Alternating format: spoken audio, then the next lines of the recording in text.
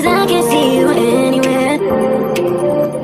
हे welcome guys. तो आज के इस वीडियो में हम बात करने वाले हैं बेन 10 की कंप्लीट टाइमलाइन के बारे में, यानी कि उसकी स्टार्टिंग, उसकी हिस्ट्री और उसका फ्यूचर जो कि हमें देखने को मिल चुका है। तो चलिए इस वीडियो को शुरू कर लेते हैं। So let's no extra. तो ये स्टोरी सबसे पहले शुरू होती है एक बिग बैंग से, जो कि बिग बैंग होता है। देन जो क्वांटमिलिया है वो एनाइलाग के द्वारा यूनिवर्स को क्रिएट करते हैं और स्लाइम वर्ड्स पर छोड़ देते हैं। जो स्लाइम वर्ड्स होते हैं वो जानते होंगे स्कर्ट की स्पीसीज वाले होते हैं, और वो यूनिवर्स में अलग अलग जगह पर जा करके जो लाइफ होती है उसको बसाते हैं। और उसके बाद में जो बेन 10 की मतलब जितने भी यूनिवर्स हैं उनमें उसकी बेसिक टाइमलाइन चलती रहती है, यानी कि जो उसका टाइम होता है अलग अलग टाइम वो चलता रहता है। जैसे कहीं पर ग्वेंटन कॉमिक्स मिला तो वो टाइमलाइन चलती रहेगी, कहीं पर बेन कॉमिक्स मिला तो वो टाइमलाइन चलती रहेगी। तो ऐसी चलती रहती है। और हमें एक और बता दूं, जो बेन 10 रिबूट है और जो बेन 10 क्लासिक है वो दो अलग यूनिवर्स हैं, अलग टाइमलाइन नहीं है, बल्कि वो दोनों अलग अलग मल्टीवर्स हैं। यानी कि जो बेन 10 क्लासिक है उसका अलग मल्टीवर्स है, जो बेन 10 रिबूट है उसका अलग मल्टीवर्स है। इसीलिए जो शुरुआत होती है वो तो लगभग एक जैसी होती है, लेकिन जो उसकी टाइमलाइन होती है वो अलग अलग हो जाती है आगे चलकर। देन अब बात करेंगे हिस्ट्री की। तो हिस्ट्री में सबसे पहला जो इवेंट होता है वो हुआ था 231 AD से करोड़ों साल पहले, जहाँ पे एक मीटियोर गिरा था गैल्वन प्लैनेट पर। और उस टाइम पर जो ओमनिवर्सियस स्पीसीज थी, जो गैल्वन के प्रीडेटर्स होते हैं, वो उस टाइम पर एग्जिस्ट करती थी। और हो सकता है उसी मीटियोर की वजह से जो गैल्वन्स होते हैं उनको एनहांस्ड इंटेलिजेंस मिली हो। देन जो इवेंट हुआ था वो हुआ था 231 AD से पहले, जहाँ पर एजमत का जन्म हुआ था। उसके बाद में जीनत का जन्म हुआ था। उसके बाद में जो एजमत है वो जब बड़ा हुआ उसने प्राइमस प्लान को क्रिएट किया, लेकिन उस टाइम पर उसने प्राइमस पर DNA को नहीं रखा था, उसने एजा अपने रहने के लिए ही बनाया था। और उसके बाद में उसने स्टार्स को देखा था एक रात में, और जो जीनत थी उसने उससे कहा, यानी कि जीनत ने एजमत से कहा कि एक एस्केलोन बनाओ जो कि इस सिमेट्री की तरह ही हो। उसके बाद में उसने जीनत के कहने पे एस्केलोन बनाई, लेकिन जब तक वो पूरी करता तब तक जीनत उसे छोड़कर चली जाती। और ये सब इवेंट हुए थे जो 231 AD था उससे पहले। और जो 231 AD था उसमें सर जॉर्ज का जन्म हुआ था। अब जानते होंगे सर जॉर्ज कौन थे, फॉरएवर नाइट्स के किंग। और उसके बाद में देन जो एस्केलोन थी उसकी चोरी हो गई, और जो एस्केलोन को चुरा कर भागा था वो एस्केलोन की पावर को नहीं संभाल पाया, और इसी कारण उसका पूरा प्लैनेट ही डिस्ट्रॉय हो गया। देन 1131 से पहले जो इनकर्जन थे उनका प्लैनेट डिस्ट्रॉय हो गया था, शायद वॉर के कारण, या फिर जो एस्केलोन चुराई थी वो उन्होंने नहीं चुराई हो, लेकिन किसी भी तरह से जो इनकर्जन थे उनका प्लैनेट डिस्ट्रॉय हो गया। उसके बाद में वो आए थे अर्थ पर, और उसके बाद में जो सर्जो थे उन्होंने उसे तो हरा दिया था।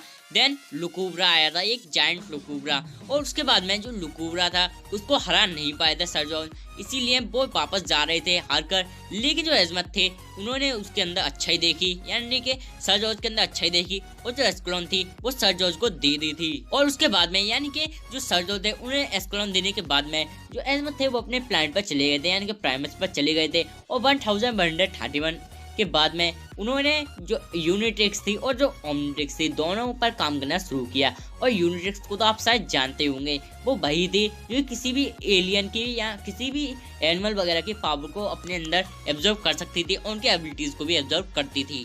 रुको जरा, सब्र करो। और 1131 के ही बाद में जो फॉरएवर नाइट्स थे उन्हें सर्जो ने बनाया था। एक टीम थी जिसको नाम दिया था उन्होंने फॉरएवर नाइट, और उन्हें सिखाया था कि कैसे लड़ते हैं, और उन्हें ड्रैगन के बारे में भी बताया था और लुकुब्रा के बारे में भी। देन जो फॉरएवर नाइट्स थे उन्होंने मैप मेकर को एक ड्रैगन समझ के पकड़ लिया था, क्योंकि उसकी डिजाइन ड्रैगन की तरह थी, लेकिन वो ड्रैगन नहीं था। अभी तो कहानी बाकी है मेरे दोस्त।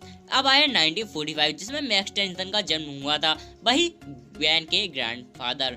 देन 1952 आया जिसमें जो प्रोफेसर पैराडॉक्स हैं उनका जो टाइम एक्सपेरिमेंट था वो सफल नहीं हो पाया, जिसके कारण वो लाखों साल पीछे टाइम में फेंक दिए गए थे, जहाँ पर ना तो हवा थी और ना ही कोई खाना था। और उसी कारण से वो इमोर्टल भी हो गए थे टाइम में फेंके जाने की वजह से।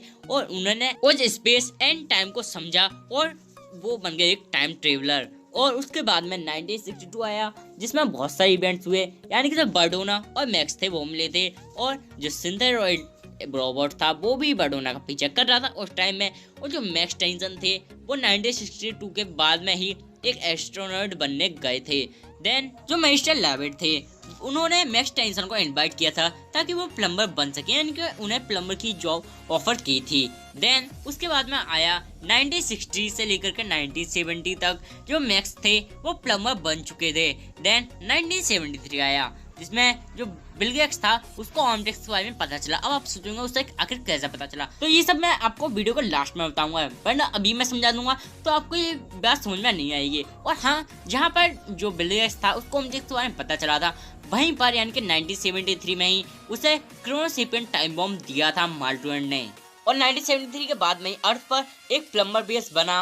और 1973 के बाद में जो केविन के उसूसियन फादर थे वो भी प्लम्बर बन गए और उनकी डेथ भी हो गई थी। अब आप जान ही गए होंगे कि केविन एक उसूसियन क्यों है। और उसके बाद में आया 1991 जिसमें केन नाथन का जन्म हुआ। अब आप केन नाथन को नहीं जानते होंगे तो मैं बता दूं, केन नाथन टेनिसन वो वही है जो कि डीएनए एलियंस के पकड़ में आ गया था और डीएनए एलियन बन गया था, यानी कि ग्वेन 10 का भाई। और जो 1994 आया उसमें जो केविन लेविन है उसका जन्म हुआ, यानी कि 1994 में केविन का जन्म हुआ था और 1995 में बेन और ग्वेन का जन्म हुआ था, यानी कि ये दोनों केविन से 1 साल छोटे हैं और केविन से 1 साल बड़ा है। और उसके बाद में आया 1998 जिसमें जो केविन की मदर थी उन्होंने मिस्टर हार्वी से शादी की थी। और 2000 में यानी कि 2 साल बाद जो केविन था वो अपने घर को डिस्ट्रॉय करके घर छोड़कर चला गया था। उसके बाद में वो बेन 10 से मिला। चलो उस बात को छोड़ो। और जो 2000 था यानी कि 2 साल बाद, शादी के 2 साल बाद जो केविन की मदर थी उन्होंने मिस्टर हार्वी को डिवोर्स दे दिया था और उन्हें छोड़कर वो अकेले रहने लगी थी। और उसके बाद में आया 2005। आप समझिए 2005 में क्या हुआ था। जो पूरी की पूरी बेन 10 क्लासिक सीरीज है वो पूरी की पूरी 2005 पर ही बेस्ड है। 2005 में जितने भी इवेंट्स हुए थे वो बेन 10 क्लासिक सीरीज में हैं।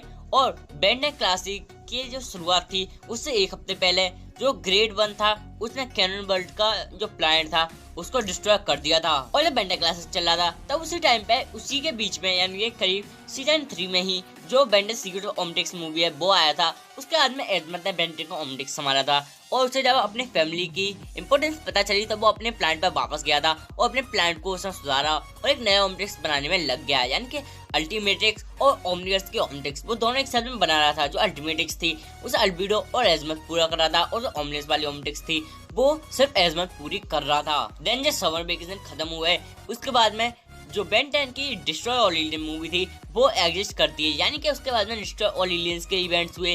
देन 2006 आया जिसमें जो बेन 10 ओमनिवर्स था ना उसके जितने भी फ्लैशबैक थे, जो बेन 10 बच्चा है उसमें यानी क्लासिकल ओमटेक्स पहने हुए हैं वो वाले फ्लैशबैक सब एग्जिस्ट करते हैं। 2007 से लेकर 2009 तक जो बेन 10 है उसने अपनी ओमटेक्स को उतार दिया था, क्योंकि हमने देखा था बेन 10 ओमटेक्स के फ्लैशबैक में कि जो मालवेयर था उसने बेन 10 के ओमटेक्स में एरर डाल दिए थे। इसी कारण जो बेन 10 का ओमटेक्स था वो खराब हो गया था, बिकॉज उसमें मालवेयर ने मालवेयर डाल दिए थे और उसने उस ओमटेक्स को उतार दिया। तो बाद में जब उसने पहना तब वो रिकैलिब्रेट हो गया था इसी वजह से। और इसी टाइम में जो बेन 10 है उसने अपनी नॉर्मल जीती। उसके बाद में आया 2010 विंटर सीजन और इसी टाइम में जो बेन 10 एलियन फोर्स सीरीज है वो टेक प्लेस करती है। और अब कुछ लोग कंफ्यूजन होंगे कि कौन सी सीरीज कब एग्जिस्ट करती है, उसकी मूवी कब एग्जिस्ट करती है। मैं बता दूं, पहले Ben 10 alien force first season, then उसका सेकंड सीजन आया था। उसके बाद बेन 10 एलियन स्वॉर्म मूवी आई थी, देन फिर से जो बेन 10 एलियन फोर्स था उसका थर्ड सीजन, देन उसका फोर्थ सीजन आया था। इस तरह से बेन 10 की टर्म चाहिए। और जैसे कि हम जानते हैं कि जो बेन 10 है उसने एक जैकेट पहना था ग्रीन कलर का, बिकॉज जो बेन 10 एलियन फोर्स सीरीज है वो विंटर सीजन में एग्जिस्ट करती है और इसी कारण जो बेन 10 उसने जैकेट पहना था। उसका टाइम में 2011 आया। उस टाइम लाइन में जो सबसे पहले था एग्रेगोर, उसने 5 एलियन को किडनैप किया था जो कि हमने देखने को मिले थे। देन बेन 10 का जो अल्टीमेट एलियन सीरीज थी वो आई थी विंटर सीजन में। जैसे हम जानते हैं शुरुआती ईयर में तो जो विंटर होते हैं वही आते हैं, इसी कारण जो बेन 10 एलियन फोर्स के बाद में अल्टीमेट एलियन आया उसमें बेन 10 भी जैकेट पहनता है।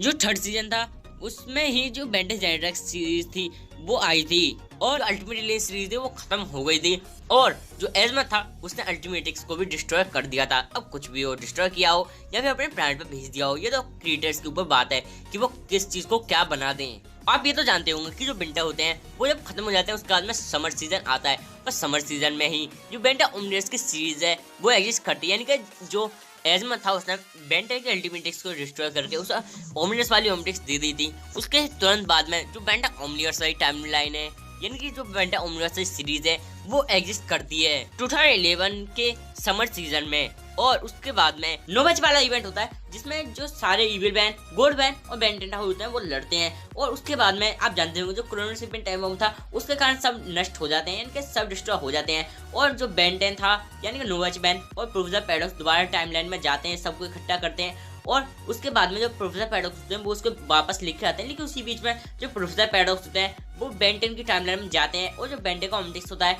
उससे जो नोवेच वन होता है वो कैनन बोल्ट बनकर उसका रास्ता मोड़ देता है, सब बेंटेन के पास में जाता है। उस तरह से जो बेंटेन होता है उसको उसका ऑप्टिक्स मिलता है प्रोफेसर पैराडॉक्स की मदद से। तो ये तो हो गई बेंटेन की स्टार्टिंग, उसकी हिस्ट्री और उसके प्रेजेंट टाइमलाइन तक की बात। अब मैं बात करूंगा बेंटेन ओमनिवर्स के बाद में यानी कि फ्यूचर की। तो 2017 आया, इसमें ली मैक्स वार हुआ जिसमें जो मैक्स टेनिसन थे यानी कि बेन के ग्रैंडफादर, उन्होंने अपना एक राइट हैंड खो दिया था। और इसी कारण जो उनका एक मेटलिक आर्म आपने देखा होगा बेंटेन के जो फ्यूचर वाले एपिसोड थे उसमें, तो वो इसी कारण लगा था। देन आया 2021 जिसमें जो बिल गेट्स था उसको बेन ने डिफीट कर दिया था पूरी तरह से, उसके टुकड़े टुकड़े भी कर दिए थे। देन उसी टाइमलाइन में यानी कि 2021 में जो बेंटेन था उसने अपने एलियन के नेम लेना छोड़ दिया था क्योंकि अब वो सोचता था कि वो बड़ा हो गया है। देन 2022 आया, प्लूटोन रॉबर्ट बार हुआ और उसके बाद में जो बेंटेन था वो उस फाइट में जीता था। उसके बाद में ही जो बेंटेन था उसने अपने आप को बेन 10 के बुलाना शुरू कर दिया था, यानी कि जो एजमत से कहा था बेंटेन ने कि आप मुझे लगे हाथ मास्टर कंट्रोल भी दे दो। और एजमत ने कहा था कि मैं 18वें जन्मदिन पर सोचूंगा। और हो सकता है जो 2022 था उसमें जो एजमत थे उन्होंने बेंटेन को जो ओमनिवर्स का मास्टर कंट्रोल होता है वो दे दिया था, लेकिन ये कहीं पे मेंशन नहीं है कि कब दिया था, इसलिए मैं अपने अंदाजे से ही बता रहा हूँ। देन आया 2025 जिसमें जो बेन 10 के वाले इवेंट हुए थे, यानी कि जो हमें बेन 10 क्लासिक में एपिसोड देखने को मिला था जिसमें बेन 10 को ग्वेन को फ्यूचर में लेके जाती है, जहाँ पर बेन एक्सलाइट बनकर आता है और उसके एंड में जो बिल गेट्स 10,000 होता है उससे फाइट करते हैं। वो वाली टाइमलाइन एग्जिस्ट करती है, यानी कि वो वाला एपिसोड की टाइमलाइन एग्जिस्ट करती है। देन आया 2026 जिसमें डेवलिन था, यानी कि जो केविन लेविन का बेटा था डेवलिन, जिसके पास में जन्म से ही 10 एलियंस की पावर थी, वो जन्म लिया था। उसका जन्म हुआ था 2026 में। देन आया 2027 जिसमें वो कैन 10 था, बेन टेनिसन का बेटा, उसका जन्म हुआ था। देन आया 2037 जिसमें वो कैन 10 वाला एपिसोड था, हमने देखा था बेन 10 क्लासिक में कि जो कैन 10 होता है वो केविन 1000 से लड़ता है, वो वाली टाइमलाइन एग्जिस्ट करती है। देन बेन 10,000 जो केविन 1000 होता है उससे लड़ने के बाद में 2037 से 2038 तक जो बायोमेट्रिक्स होता है उसको बनाता है। देन 2041 में जो बेन 10 होता है वो अपने जो हेडक्वार्टर होता है उसमें काम कर रहा होता है। और उसके बाद में जो प्रोफेसर पैराडॉक्स, ग्वेन 10 और बेन 23 नोवेच बैन उसको लेने आ जाते हैं, जो सारे इविल बैन से लड़ाई करने के लिए जाता है। उसके बाद में और वहीं पर जो प्रोफेसर पैराडॉक्स होते हैं वो कैन 10 को देखते हैं, उसे एक टाइम ट्रेवलिंग सूट देते हैं। देन आता है 2041 का आगे का टाइम, यानी कि जब जो बेन 10 के लड़ने के लिए जाता है सारे इविल बैन से। उसके बाद में इस टाइमलाइन में ओवरऑल वही सारे इवेंट्स होते हैं जो कि हमें बेन 10 के एंड ऑफ ईरा एपिसोड में देखने को मिलते हैं, यानी कि जो बेन 10 यूनिवर्स के हमें लास्ट एपिसोड में देखने को मिले थे इवेंट्स वही होते हैं। जो मैक्स टेनिसन होते हैं वो रिटायर हो जाते हैं और जो रोक होता है वो मैक्स टेनिसन की जगह ले लेता है। और इसी इवेंट में जो बेन 10 होता है वो दोबारा अपने यानी कि पुराने सब दोस्तों से मिलता है, जैसे कि केविन, रोक और ग्वेन से ही मिलता है इसी टाइमलाइन में, इनके इसी वाले इवेंट पर। और उसके बाद में जो पास्ट से बेन 10 बुलाया जाता है वो भी इसी टाइमलाइन में बुलाया जाता है कैन के द्वारा मार्टिन को हराने के लिए, बिकॉज जो बेन 10,000 था वो पहले ही जानता था कि ये सिर्फ बेन 10 से हारेगा, अगर मैं कुछ भी इसमें दखलंदाजी करूंगा तो टाइमलाइन बिगड़ जाएगी, इसलिए वो पास से बेन 10 को बुलाता है ना कि खुद उसे संभालता है। और उसके बाद में जो माल्टो होता है वो टाइम टेबल करने लग जाता है, वो जा रहा होता है यूनिवर्स की शुरुआत में, बेन उसका पीछा करता है और बेन और जो माल्टो होता है उन दोनों में लड़ाई होती है और वो दोनों 1973 में क्रैश कर जाते हैं, जहाँ पर जो माल्टो होता है वो बिल गेट्स को बुलाता है, उसे क्रूसी पे टाइम बम देता है और बिल गेट्स को ऑमलेट के बारे में पता चलता है। वहीं पर जो फर्स्ट प्लम्बर थे जो आगे के प्रेसिडेंट बने थे उनको प्लम्बर्स के बारे में पता चलता है और जो बेन होता है वो उनसे कहता है कि शायद इसका नाम प्लम्बर रखना चाहिए।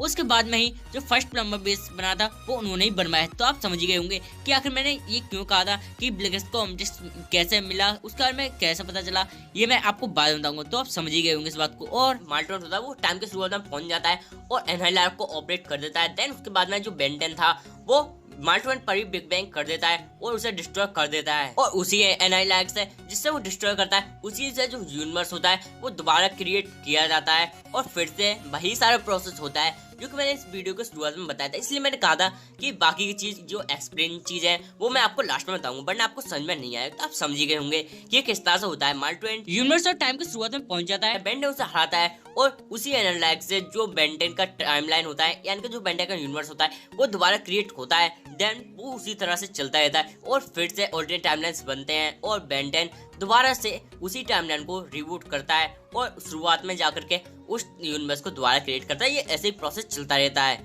और जो मार्टिन होता है वो एक टाइम लूप में फंसा हुआ है और जहाँ से जो बेन 10 है उसे डिस्ट्रॉय करता है प्रोफेसर पैराडॉक्स। उसके जो इतने भी पार्ट्स होते हैं उसको ले जाकर अलग अलग जगह पे बिखेर देते हैं और फिर से जब वो दोबारा उठता है उसके बाद में वो यून की हेल्प लेता है और दोबारा उसी टाइमलाइन को यानी कि उसी टाइम लूप को दोहराता है, जिससे यूनिवर्स क्रिएट होता है।